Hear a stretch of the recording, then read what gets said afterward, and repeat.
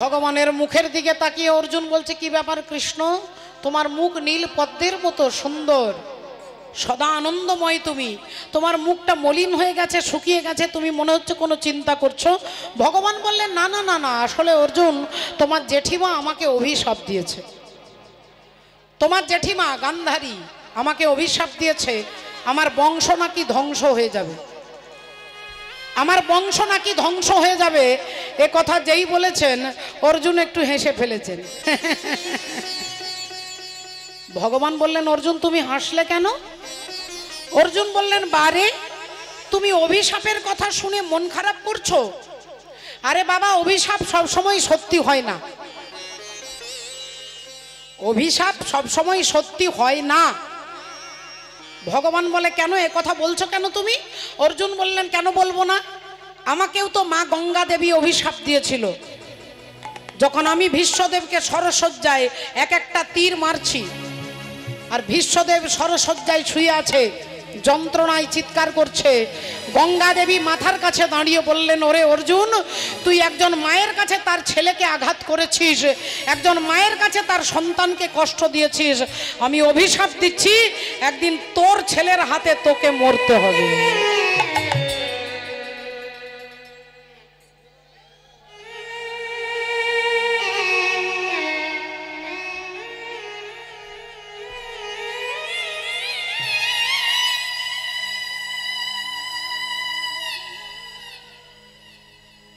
একদিন তোর ছেলের হাতে তোকেও মরতে হবে।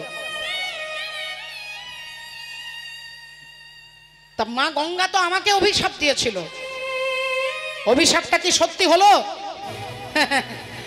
অভিশাপ কি সত্যি হলো? অর্জুন বলছে, আমার ছেলে যে আমাকে মারবে, আমার কোনো ছেলেই তো বেঁচে নেই, না অভিমন্যু আছে, না সুতকীর্তি আছে, না ইরাবণ আছে, আমাকে মারবার মতো আজকে তো আর আমার কেউ নেই।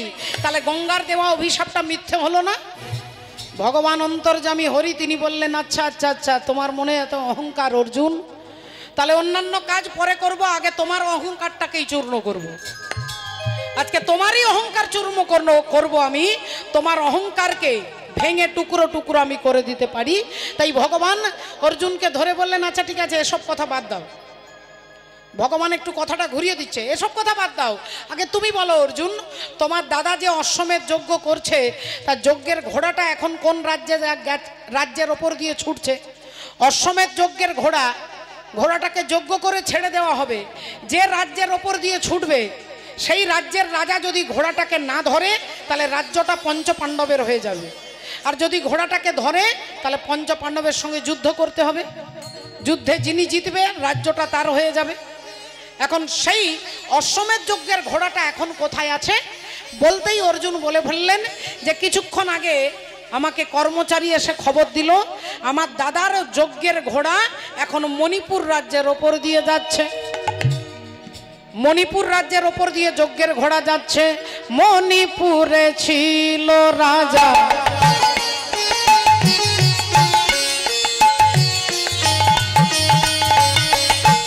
মণিপুরে ছিল রাজা, ওগো বব্রু বাহন না, বব্রু বাহন না, বব্রু বাহন না, মণিপুরে ছিল রাজা, বব্রু বাহন না, বব্রু বাহন না, বব্রু বাহন না। আর ধর্মে কর্মে ছিল মতি, রাজা অতি গুণবান, অতি গুণবান। আহা, ধর্মে কর্মে আছে মতি, অতি গুণবান, অতি গুণবান। মণিপুরে ছিল রাজা, বব্রু বাহন না, বব্রু বাহন না, বব্রু বাহন না।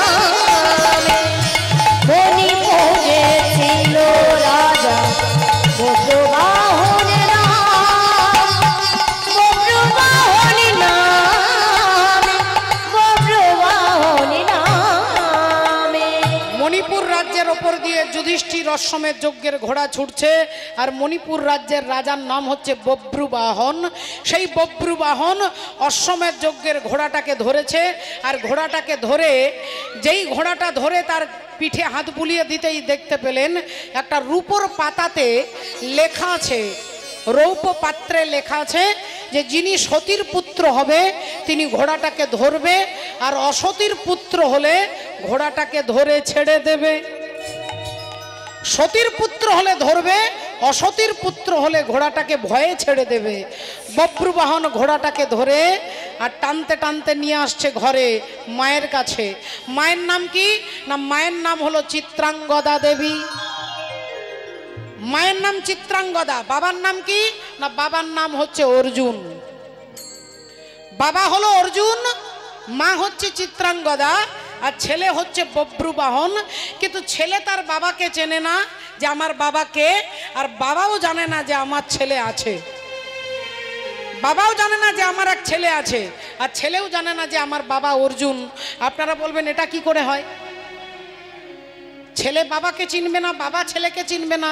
বললেন না, তার একটা কারণ আছে মা। আর এই কারণটা জানতে গেলে যেতে হবে যেদিন অর্জুন বিবাহ করলেন দ্রৌপদীকে। ধ্রুপদ রাজার বাড়িতে গিয়ে দ্রৌপদীকে বিবাহ করলেন অর্জুন। বিয়ে করে বাড়ি নিয়ে আসছে। কুন্তী দেবী এদিকে শিল নোড়াতে মশলা বাটছে, শিল নোড়াতে মশলা বাটছে, আর এদিকে অর্জুন পেছন থেকে দ্রৌপদীর হাতে ধরে বললেন, মা এই দেখো কি এনেছি, আজকে ভিক্ষায় কি এনেছি দেখো মা।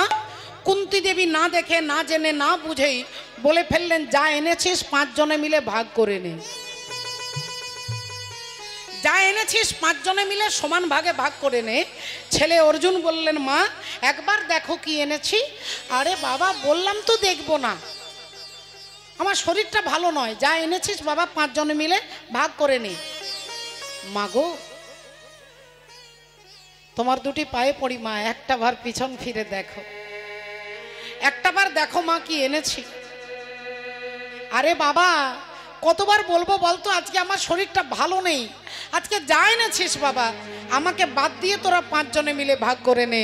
এই 3 বার যেই বলেছেন, অর্জুন বললেন, দ্রৌপদী আজ থেকে তুমি একা আমার স্ত্রী নও, আজ থেকে তুমি আমাদের 5 ভাইয়ের স্ত্রী। আজ থেকে তুমি আমাদের 5 জনের স্ত্রী। যেই বলেছে যুধিষ্ঠির দাদা চিৎকার করে উঠেছে, অর্জুন কি বলছিস ভাই, কি উদ্ভট কথা বলছিস? অর্জুন বললেন, দাদা গো, আমি উদ্ভট কথা বলছি না, আমি বলছি দ্রৌপদী আজ থেকে আমাদের 5 জনের স্ত্রী। যুধিষ্ঠির দাদা বললেন, এটা কখনো হতে পারে না। অর্জুন বললেন, এটা হতে পারে, কারণ মা বলে দিয়েছে। যেখানে মায়ের সংবিধান চলবে সেখানে ভগবানেরও সংবিধান চলবে না। সব মা নয়, মা যদি কৃষ্ণ ভক্তি পরায়ণা হন, মা যদি ধর্মে নিষ্ঠা হন, মা যদি পবিত্রা নারী হন, তার কথা শাস্ত্র বলছে। অর্জুন বললেন আমাদের 5 জনের স্ত্রী, যুধিষ্ঠির বললেন এটা হতে পারে না। এই দুজনের মধ্যে তর্ক হচ্ছে, আর 2 ভাইয়ের মাঝখানে এসে দাঁড়াচ্ছেন কে?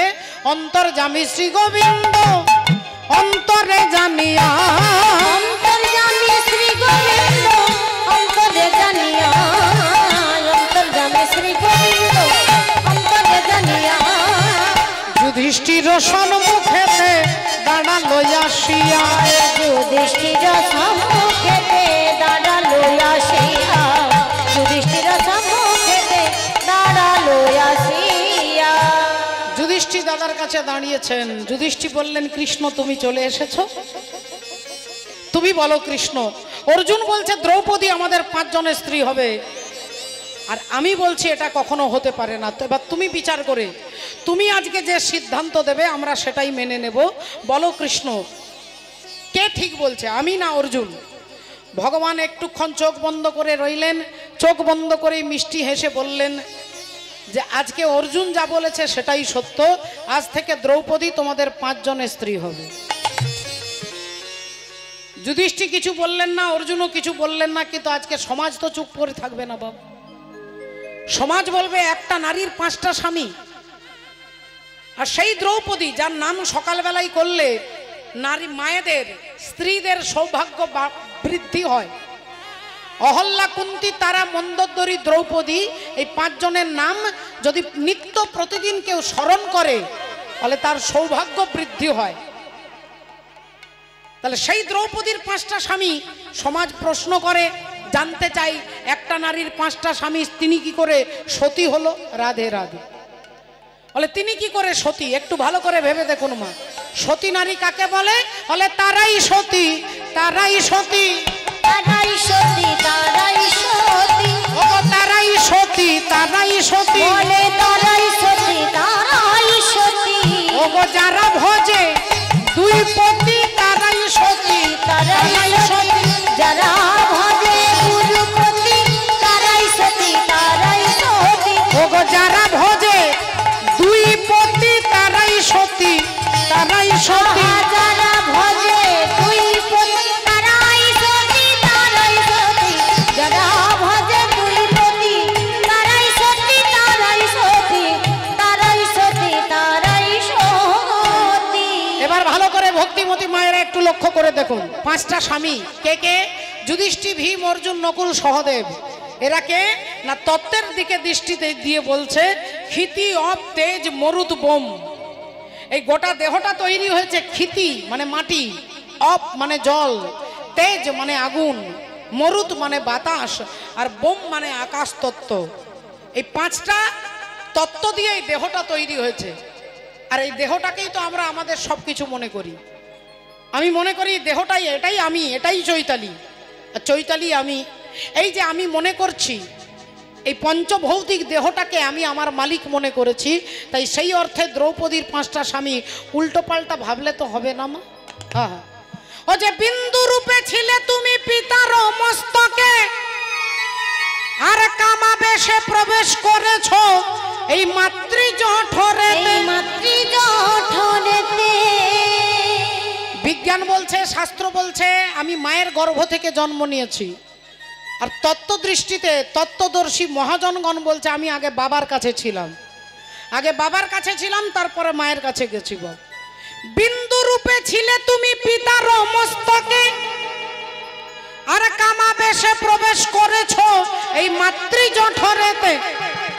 সেথায় রজে আর বীর্যে মিশে একটা শ্যাওলাকারে নিরাকারে আকার ধরেছো। আর সেই না দেশের কথা রে মন ভুলে গিয়েছো। এ দেহের হিসাব দেখ, এ দেহের হিসাব দেখ, দেখ রে হিসাব দেখ, দেখ রে হিসাব দেখ, দেখ রে মানব জমিনে। দেহের হিসাব দেখ, দেহের হিসাব দেখ, দেখ রে মানব জমিনে। দেহের হিসাব দেখ, দেখ রে মানব জমিনে। গড়েছে 3 কারিগর, গড়েছে 3 কারিগর, মিলে শহরে টানা দিয়ে 3 গুণে। দেহের হিসাব রাখি দেখ রে মানব জমিনে। দেহের হিসাব রাখি দেখ রে মানব জমিনে। দেহের হিসাব রাখি দেখ রে মানব জমিনে।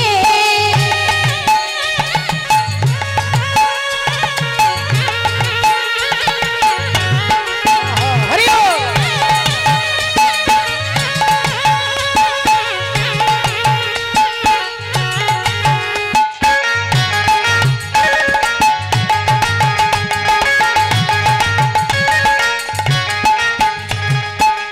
গড়েছে 3 কারিগর, এই 3 কারিগরে 3 কারিগর, 3 জনে মিলে এই দেহটাকে তৈরি করেছে। কে কে? মা বাবা ঈশ্বর, মা বাবা ঈশ্বর, মা বাবা ঈশ্বর,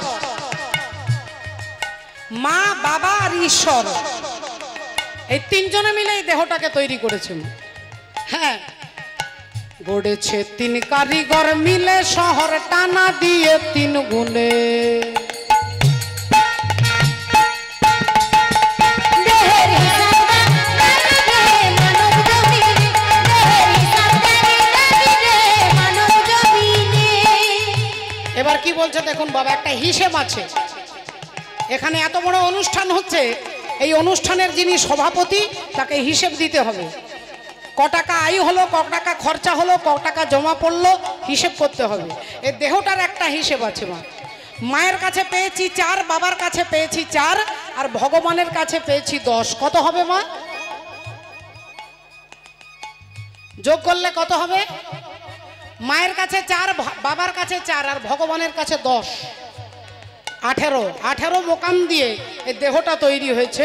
চূড়া মধ্যে চূড়ামণি ব্রহ্ম পাশে স্থিতি, পাট মধ্যে মহাবিষ্ণু করেন বসতি, চক্ষুতে শ্রী কালাচাঁদ করিতেছে ধ্যান, নাসিকাতে নিত্যানন্দ করে মধুপান, কর্ণেতে চৈতন্য গোসাই হয়ে সাবধান, মুখেতে ভদ্রাক্ষ বসি 32 যোগান, জিহ্বাতে নারদ মুনি বাজাই কোন্দল, জিহ্বার নিচে বসে নদী গয়া গঙ্গা জল, আল জিহ্বায় সরস্বতী, বামেতে শ্রীরাম, কণ্ঠেতে শ্রী কানাই, বাহুতে বলরাম, হস্তেতে শ্রী গোবিন্দ দান অধিপতি, সপ্তদ্বীপে জগন্নাথ করেন বসতি, নাভিমূলে ব্রহ্মা সদা করিতেছে লীলা, লিঙ্গে মহাদেব বসি লয়ে চন্দ্রকলা, গুজ্জদ্বারে বসি আছে নাড়ুয়া গোপাল, কামিনীর সঙ্গে কেলি বড়ই রসাল, হাঁটুতে শক্তির স্থিতি বসুমতি পাই, 18 মোকাম তত্ত্ব শুনো সমুদায়।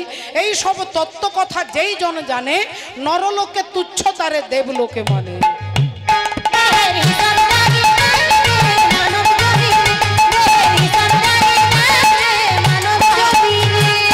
প্রথম মাসে ছিল তবে শুক্র শনিতময়, 2 মাসে খড় কুড়া অস্থির উদয়, 2 মাসের খড় কুড়ার